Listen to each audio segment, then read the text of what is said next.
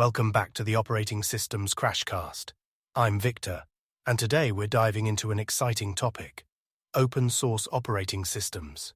Sheila, why don't you kick us off with a quick definition? Gladly, Victor. Open source operating systems are computer operating systems with their source code made publicly available. This means anyone can view, modify, and distribute the code subject to the terms of its license. It's a stark contrast to proprietary systems like Windows or macOS. Absolutely, Sheila, and this open nature has led to some pretty popular systems. Can you name a few examples our listeners might recognize? Of course. The most well-known is probably Linux, which powers everything from smartphones to supercomputers. Then there's FreeBSD, which forms the basis of macOS and PlayStation's operating system. Android, while not entirely open source, is built on an open source foundation.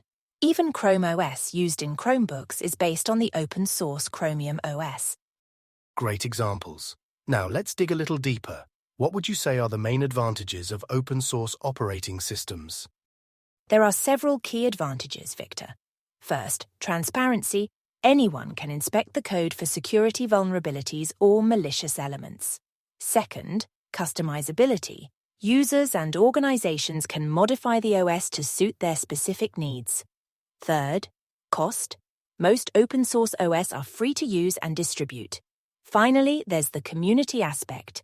A global network of developers can contribute to improving the system. Those are compelling benefits, Sheila, but I'm sure there are some drawbacks too. What challenges do open source operating systems face? You're right, Victor. One major challenge is user-friendliness. Open source OS often require more technical knowledge to set up and use. There's also the issue of hardware compatibility. Proprietary drivers may not always be available. Support can be another concern, as it often relies on community forums rather than dedicated customer service. Lastly, while the OS itself might be free, there can be hidden costs in terms of time and expertise needed to maintain it. Those are important considerations. Now let's talk about the impact of open source OS on the industry and education. How have these systems changed the landscape? The impact has been profound, Victor. In industry, open source OS have enabled companies to build customized solutions without being locked into a single vendor.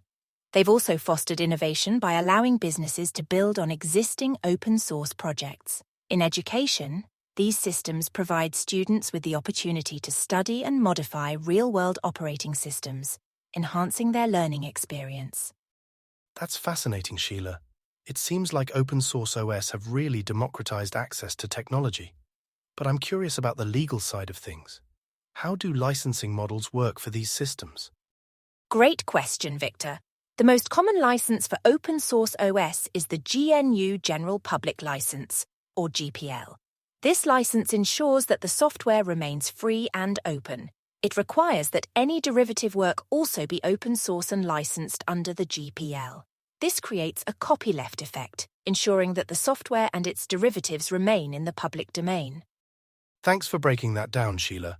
As we wrap up, what would you say are the key takeaways about open source operating systems that our listeners should remember? I'd say the main points to remember are: open source OS provide transparency, customizability, and often come at no cost. Popular examples include Linux and FreeBSD. They've had a significant impact on both industry and education. However, they may require more technical expertise to use and maintain. And finally, understanding their licensing models, particularly the GPL, is crucial for anyone working with these systems. Excellent summary, Sheila. That brings us to the end of today's episode on open source operating systems.